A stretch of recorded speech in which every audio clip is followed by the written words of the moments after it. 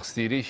Studiyamızın qonağı siyasi şərhçi Rəşad Bayramovdur. Rəşad bəy, xoş gəlmişsiniz. Salamlayıram. Fikir verirsinizsə, son zamanlar yenidən Rusiya nefti ilə, qazı ilə bağlı qərb ölkələri, xüsusən də Birləşmiş Ştatlar Moskvanı təhdid etməyə başlayıb. Artıq konkret addımlar atmağa da start verib fikir verirsinizsə. Burada Çinin də adı hallanır. İndi düzdür, Rusiya nə qədər desə ki, daha çox bizdən neft alırlar.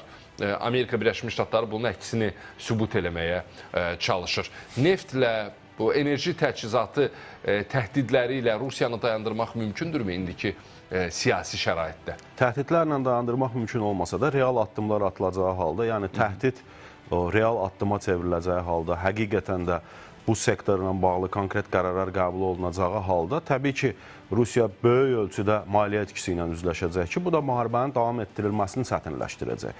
Yəni o baxımdan Rusiyanın bu və ya digər şəkildə danışıqlar masasına əyləşməsini təmin etmək və həmin masada da güzəşt mövqeyindən çıxış etmək üçün bu tədbirlərin görülməsi əslində vacibdir. Amma ortada qeyd elədiyimiz kimi bir məsələ var. Yəni nə qədər səmimidirlər qərb tərəfdaşları bu mövqedə. Çünki hələ də Avropa İttifaqının ayrı-ayrı ölkələri Rusiyadan qaz almağa da davam eləyir, neft almağa da davam eləyir. Hətta Amerika Birləşmiş Ştatlarının özündə belə ayrı-ayrı şirkətlərlə Rusiya arasında ticarət dövriyyəsinin davam etdiyi haqqında məlumatlar var və bu da gizlədilmir, rəsmi rəqəmlər də var. Amma Rosneftlə Lukoyla tətbiq edilən sanksiya özü ciddi hadisələrin baş verəcəyindən xəbər verir əslində. Kifayət qədər əslində uzun müddətdə əslində gözlənilən və nə qədər gecikmiş olsa da indi də effekt verə biləcək, belə deyək, addımdır. Amma bununla da əslində məsələ bitmir. Çünki Rusiyanın bütün enerji daşıyıcılarına, bütün neft şirkətlərinə və s. tətbiq eləyəcəyin sanksiyalar, tutaq ki, Avropa İttifaqı və Qərb ölkələri tərəfindən qəbul olunan olsa belə, Rusiyanın alternativləri artıq mövcuddur. Çin var, Hindistan var, digər istiqamətdə. Amma Birləşmiş Ştatlar onları da çəkindirməyə çalışır. Əsas məsələ odur. Baxın, əsas məsələ odur ki, həmin ölkələr, adı çəkilən ölkələr, yəni Rusiyanın bu günləri ayaqda qalmasında belə deyək, rol oynayan ölkələr həmin sanksiyaların səbəbi ilə hansı addımlar atacaqlar.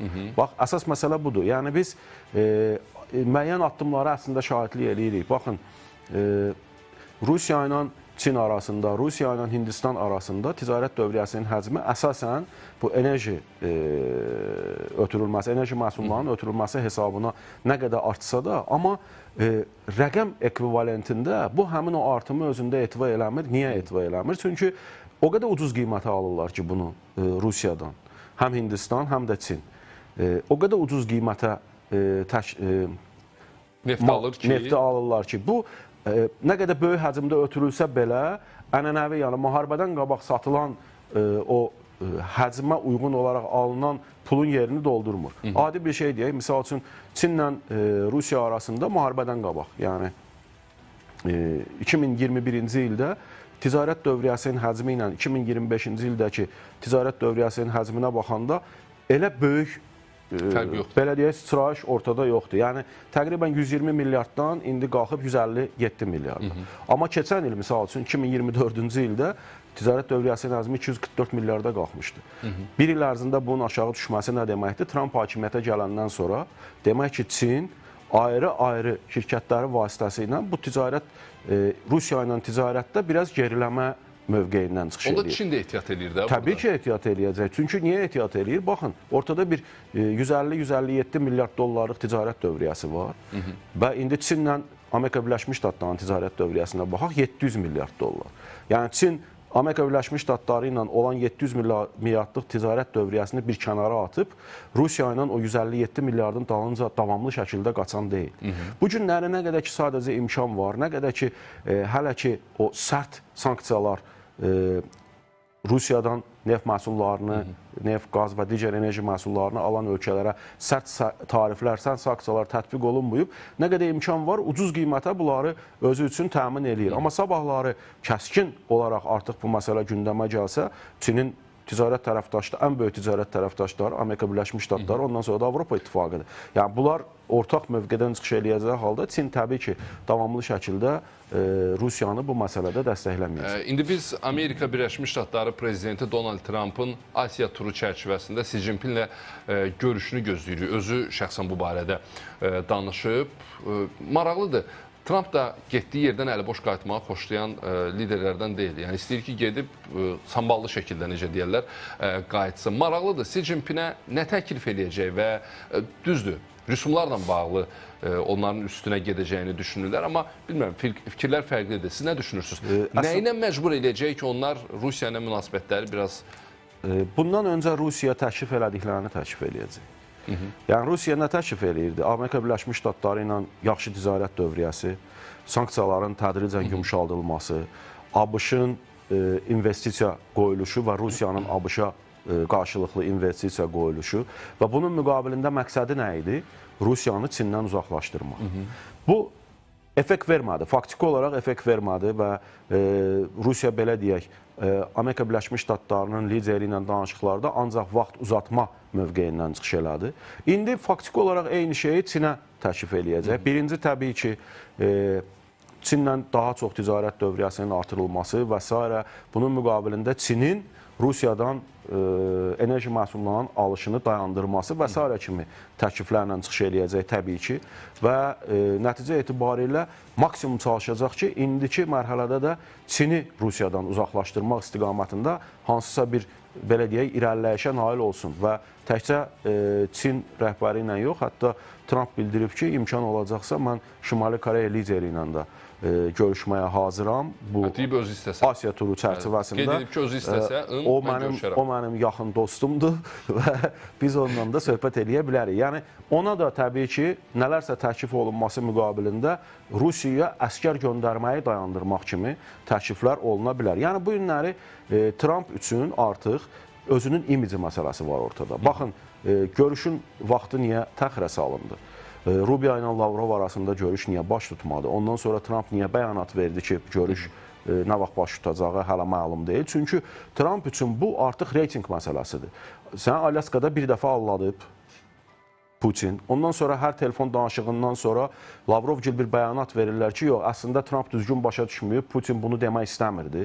Yəni, faktiki olaraq hər görüşdə özünü aldanmış kimi hiss edir və bu da ölkə daxilində reytingin aşağı düşməsinə, xüsusən də rəqib olan demokratların əlinə əlavə imkanlar, tənqid etmək üçün əlavə imkanlar verir. O baxımdan əslində bu görüşün baş tutmasından nəticəsiz görüşdən ehtiyat etdiyi üçün bugün maksimum şəkildə görüşü uzadır və ona görə də indi Çinlə də danışıqlarda, Avropa İttifaqı ilə də danışıqlarda maksimum təzyiq siyasətindən istifadə etməyi planlaşdırır ki, Rusiya növbəti görüşdə artıq, yəni Trump-Putin görüşündə hansısa məsələlərdə güzəşt mövqeyindən çıxış eləsin. Amma fikir verirsiniz, Trump deyir, görüş ləğv olunub. Rusiya tərəfi iddia edir ki, iddia edir ki, təxirə salınıb. Yaxın vaxtlarda görüş keçiriləcək. Bir tərəfdən də Türkiyənin təklifi var idi, Birləşmiş Ştatlarla Rusiya prezidentinin Türkiyədə görüşməsi üçün. Yəni, baxın, Trump deyə bilər, görüş təxirə salınıb, amma sabahları Rusiya tərəfi güzəşt mövqeyindən çıxış eləyəcəyini bəyan eləyən hansısa mövqe ortaya qoyacaqsa, Lavrov tərəfindən Rubioya çatdırılacaqsa bu mövqe və s. və çox məmnuniyyətlə gedib görüşdə də iştirak eləyəcək. Yəni, görüş ləğv olunub, əslində elə Rusiyanın dediyi kimi təxirə salınıb deməkdir. Sadəcə Trump, yenə deyirəm, istəyir ki, maksimum necə ki, Lukoil ilə bağlı, necə ki, Rosneft ilə bağlı qərarlar verilib, maksimum digər istiqamətlərdə də nələrisə artıq özü üçün dəqiqləşdirib o istiqamətdə Rusiyanı bir küncə sıxsın ki, o danışıqlar fayda versin. Rəşad bəy, bir maraqlı açıqlama var idi. Vladimir Putinin xüsusi nümayəndəsi Dmitriyev tərəfindən bu açıqlama verildi. Deyir, Rusiya və Ukrayna müharibənin həllinə yaxınlaşır. Çox maraqlı bir açıqlamadır. Sanki son 1-2 gün ərzində mən nələri hiss eləməyə başlamışam. Rusiya özü də bu düyünün çözülməsində artıq maraqlı olmağa başlayıb. Ya çox sıxışdırıblar dalana, ya da hansısa bir planı var bu müharibənin bitirilməsi üçün? Təbii ki, Rusiya əslində çox sıxışdırılıb, həddindən artıq çox sıxışdırılıb. Çünki valyuta ehtiyatları kifayət qədər azalıb. texniki, hərbi texniki sahədə kifayət qədər böyük ölçüdə geriləmə müşahidə olunur. Amerika Birləşmiş Ştatları tərəfindən və eləcə də İstəklilər Koalisiyasının ayrı-ayrı üzvləri tərəfindən Ukraynaya ötürə bilinəcək uzaq mənzilli raketlər və s. məsələlər ki var, bu müharibənin Rusiya ərazilərinə keçməsi demək olacaq, faktiki olaraq böyük ölçüdə artıq dərinliklərinə keçməsi demək olacaq. O baxımdan da təbii ki, narahatlıq var Rusiya tərəfində.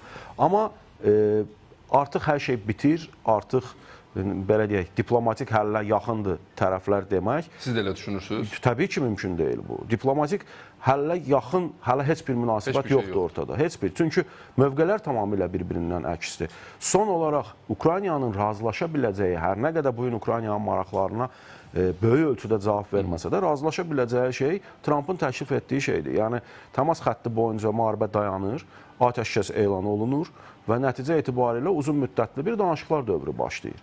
Bu ərazilərin Rusiyada qalması şərti ilə. Amma heç kim tərəfindən də Rusiya ərazisi olaraq tanınmaması şərti ilə. Trampın istəyi, təklifi budur.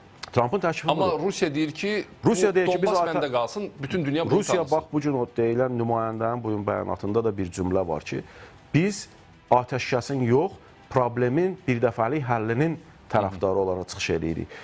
Atəşkəs gələcəkdə yeni müharibə ehtimalları artırır. Bu nə deməkdir? Bu o deməkdir ki, Rusiya heç bir halda atəşkəsə razılıq vermir. Rusiya deyir ki, bu günləri ən azından Donbas Rusiya ərazisi olaraq tanınsın. Hə, mən Xarkov və Xersonun işğal altında saxladığım ərazilərdən geri çəkilə bilərəm. Yəni, bu faktiki olaraq yenə də ərazi itkisidir. Bunu Zelenski olmur, kim olur olsun. Heç bir şəkildə qəbul eləyə bilməz. Çünki bu, hər dəfə deyirim, Zelenskinin atasının necə deyək, torpağı deyir ki, bunun üçün bir referendum olmalıdır, bir xalq səs verməsi olmalıdır, ümumxalq mövqeyi ortada olmalıdır. Atəşkəs olmadan bunu eləmək necə mümkündür? Yəni, Zelenski sabahlara bir dənə qərar versin ki, mən o torpaqları Rusiya ərazisi olaraq tanıyıram. Sən dünənə qədər deyirdin ki, mən Zelenskini ümumiyyətlə prezident olaraq tanımıram. İndi onun bir qərarı ilə bu mümkün olan şeylər deyil axı. O baxımdan burada artıq diplomatik həllə yaxınlaşıblar tərəflər demək, tamamilə yenə də vaxt uzatmağa, biz müharibəni bitirməyə hazırıq mesajını verməyə hesablanan əslində bəyanatlardır ki, bu da yenə deyirəm, artıq qərb tərəfindən daha çox sıxışdırılma qorxusundan irəli gələn bəyanatlardır. Rusiya tərəfdən. Təbii ki, xatırlayırsınızsa, bundan bir neçə ay qabaq Trump nə demişdi? Trump Alyaska görüşündən sonra Zelenski ilə söhbətində dedi ki, Trumpla görüşümdə Trump mənə dedi ki, biz dekabrın sonuna qədər məsələni tam bitirəcəyik, lazım olan ərazilərin hamısını tutacağıq və onunla da müharibə bitəcək.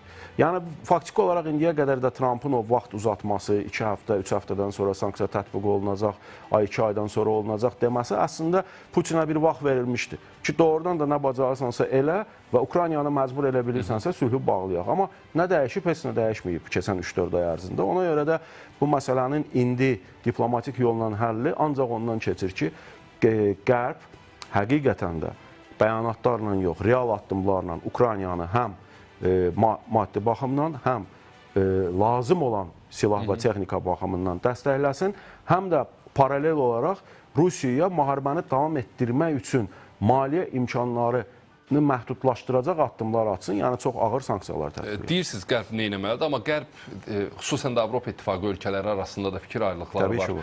Ukrayna ilə bağlı, Rusiya ilə bağlı, biri deyir, məsələn, torpaqları tanımalıdır Rusiya ərazisi kimi, o birisi deyir, yox, biz mütləq kömək eləməliyik, yardım etməliyik. Fikir ayrılıqları bəs ümumi olaraq Avropa İttifaqını hara aparır? Axı Rusiyanın irəli getməsi Avropa İttifaqı ölkələri üçün də çox təhlükəlidir. Əslində fikir ayrılıqlarından yayınmaq üçün Avropa İttifaqı kifayət qədər uğurlu addım atdı. Yəni, İstəklilər Koalisiyasını yaratdı və faktiki olaraq o məcburiyyət qoyulmadı Avropa İttifaqının bütün ölkələrinin üzərinə ki, sən mütləq Ukraynaya dəstək mövqeyindən çıxış eləməlisən.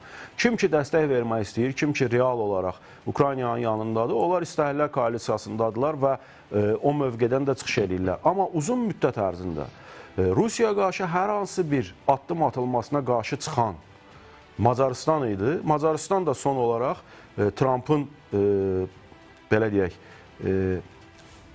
Macaristana səfər edəcəyi, yəni görüşün orada keçiriləcəyi haqqında bəyanat verməsindən sonra biz Orbanın da bəyanatını eşitdik və bildirdi ki, Avropa İttifaqı tərəfindən növbəti sanksiyalar paketinə, Rusiyaya qarşı sanksiyalar paketinə Macarıstan yox deməyəcək, çünki bu Macarıstanın əsas milli maraqlarına təhlükə törətmir.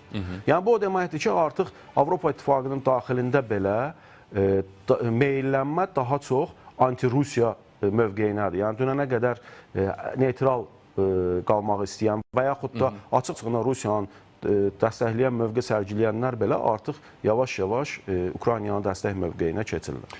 Rusiyanın illərdə apardığı müharibə var və təbii ki, tükənmələr də var. Çünki Mark Rutte, NATO-nun baş katibinin bir açıqlaması var idi. Deyir, Rusiyanın pulu və qoşunları tükənmək üzrədir. Düz rəqəmlər falan açıqlanmır, amma biz heç siyasətçi olmasaq belə, birbaşa işin içində olmasaq belə təxmin edirik ki, Rusiyanın vəziyyəti necədir? Təbii ki. Büdcə baxımından. Bunu necə kompensasiya edir hazırda? Ehtiyatlar da tükənir, xərclər artır, bu bir sosial yanaşması da olmalıdır Kremlin, axı insanlar da yaşamaq istəyir Rusiyada. Bütün bunları idarə etmək üçün hansı vasitələrdən istifadə edir? Baxın, birincisi nə baş verir? Rusiyanın sanksiyaları səbəbi ilə böyük şəhərləri bir tərəfə qoyaq, əyalətlərdə böyük əksəriyyət istehsal müəssisələri fəaliyyətini dayandırıb. Yəni, ya xammal çatışmazlığı ucbatından dayandırıb, ya məhsulun alıcısı olmadığına görə ki, o məhsullar birbaşa Avropa bazarlarına və s. çıxarılırdı. Bunlar səbəbindən həmin fabrik, zavod və s.lər fəaliyyətini dayandırıb. Bu nəyə gətirib çıxarıb? Bu ölkə daxilində böyük bir işsizlik ordusunun meydana çıxmasına gətirib çıxarır. Bunu nə ilə kompensasiya eləyir? Miqrantlarla bağlı qərarları sərtləşdirməklə, miqrantları ölkədən çıxartmaqla, onlardan boş qalan iş yerlərini həmin o işsiz kütləni yönləndirməklə. Bu bir tərəfi. İkinci tərəfi, böyük ölçüdə, belə deyək, əvvəl tutaq ki, 1000 ton məhsul satıb aldığı rəqəmə, indi 2000-2500 ton məhsul satıb pul alır ki, bununla da hələ də müharibəni davam etdirmə imkanları əldə eləyir. Yenə deyirəm, konkret bazarlardan söhbət gedir. Çin bazarı, Hindistan bazarı, Braziliya bazarı və Türkiyə bazarı. Yəni, bu hələ ki, maliyyə düzdür, ənənəvi olaraq əvvəlki dövrlərlə müqayisədə qat-qat aşağı pul olsa da, amma bu gün müharibəni davam etdirməyə imkan verir. Üçüncüsü, əskər məsələsi. Zorla da olsa, hərbi xidmətə çağıra biləcəkləri əskərlər hələ var. Şimali Koreya istədiyin qədər əskər göndərməyə hazıram bəyanatını verir. Ona görə də Rusiya bunlarla hələ ki kompensasiya eləyir. Amma bu davamlı olmayacaq və müharibənin bundan sonraki elə bu templə daha bir il uzadılması Rusiyanın tamamilə çöküşünə yatırıb çıxara bilər. O baxımdan Rusiya özü də müharibənin dayandırılmasını istəyir. Amma hansısa uğur, belə deyək, hekayəsi yazmaqla dayandırılmasını istəyir. Çünki təslim olmaq istəmir. Əks halda, təbii ki, əks halda bu daxildə Putinin mövqelərinə çox ağır sarsıdıcı zərbə vura bilər. O deyilən Tomahawk raketləri Amerika tərəfindən Ukraynaya verilsə, Ukrayna Rusiyanın dərinliklərində, məsələn, Moskvaya çox Rusiyanın çəkindiyi raketlərdən biridir. Zərbələr endirəcək, yoxsa bu sadəcə psixoloji təzyiq üçün? Mən Tomahawk raketləri ilə bağlı ümumiyyətlə deyilənləri o qədər ciddi hesab eləmirəm. Ona görə yox ki, o raketlər veriləcəyi halda buna icazə veriləcəkmi zərbələri vursun, yoxsa yox. Ona görə ki, Tomahawk raketlərinin ən son versiyası 2500 kilometr məsafəyə getsə belə, amma saatda 800 kilometr sürətə malikdir. Yəni, onun məsafəni qət eləməsi üçün 3 saatdan artıq vaxt lazımdır. Və 3 saatdan artıq havada olan bir raketin zərərsizləşdirilməsi kifayət qədər asan əslində olan bir şeydir, müasir hava hücumundan müdafiə sistemləri ilə. Amerika Birləşmiş Ştatlarının əlində elə Zelenski də son görüşdə onu dedi əslində, daha, belə deyək, müasir, daha düzgün hədəfləri vura bilən silahlar var. O ki, qaldı daxilə zərbələr. 3 gün bundan qabaq Ukrayna özünün pilotsuz uçuş aparatları ilə Orenburgda dünyanın ən böyük neft-kimya, neft-qaz kompleksinə zərbə endirdi, düzdürmü? Rusiyanın ərazisində. Yəni, İçərilərə uça biləcək artıq Ukraynanın özünün də 1400 kilometr zarafat məsafə deyil. Dronları var və təbii ki, o icazə tam veriləndən sonra ki, artıq belə deyək, 700 kilometrik, 300 kilometrik məsafədə yox, daha dərinliklərə ən azından neft-qaz sektorunu hədəf ala bilərsən, Ukrayna məmnuniyyətlə Tomahawk raketləri olmasa belə bu əməliyyatı həyata keçirəcək. Rəşad bəy, çox sağ olun. Minnətdaram, çox sağ olun. Gözəl təhlilə görə. Studiya qonağımız siyasi şərhçi Rəşad Bayramov.